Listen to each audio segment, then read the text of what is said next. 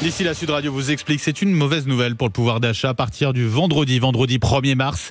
S'en sera fini des super promotions en grande surface. Les rabais de plus de 34% seront interdits sur les produits d'hygiène et de beauté. Bonjour Philippe Gotteman. Bonjour. Et bienvenue sur Sud Radio. Vous êtes expert alimentation et distribution, président de Faire Mieux. Déjà, d'où vient-elle cette décision d'interdire les super promos? Qui l'a poussée?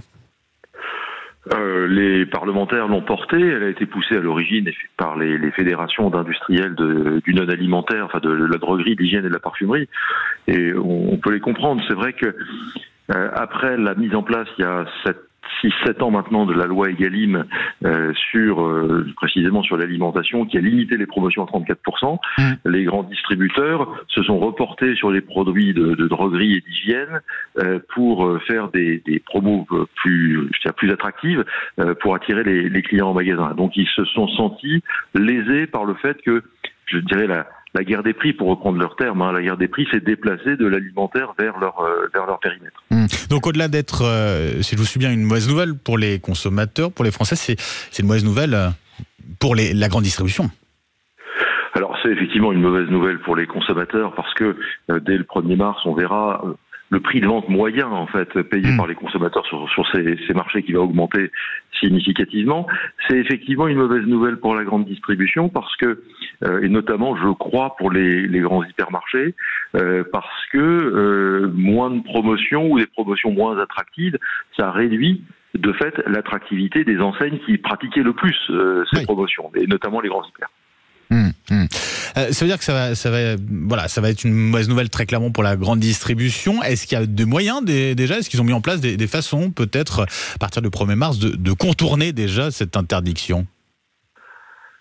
Non, je ne dirais pas ça. En tout cas, j'en ai pas connaissance. Ils pourraient faire ce que pratiquent d'autres distributeurs en France, qu'on appelle des solderies ou des méga discounters. Ils pourraient faire de l'approvisionnement, ce qu'on appelle parallèle, c'est-à-dire acheter ces produits-là dans d'autres pays de l'Union européenne en les achetant moins cher, en les important. Mais je doute fort qu'ils le fassent de façon massive parce que tout le système de négociation et les relations commerciales avec les industriels tomberait.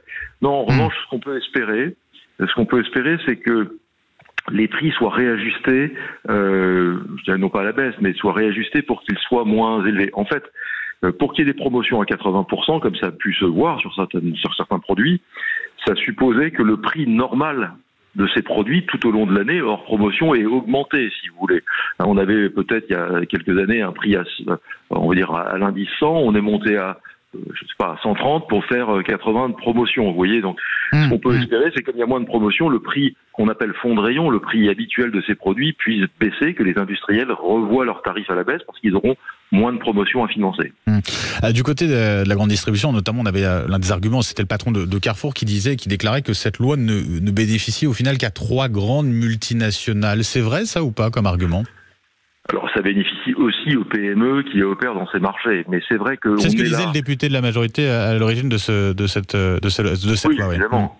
Mais ça bénéficie à toutes les entreprises qui travaillent sur ces marchés. La réalité, c'est que sur ces marchés de la droguerie et de la parfumerie, ce sont des marchés qui sont très concentrés entre les mains de quelques très gros acteurs mondiaux. Donc vous avez une concentration de ces marchés beaucoup plus forte qu'en alimentaire.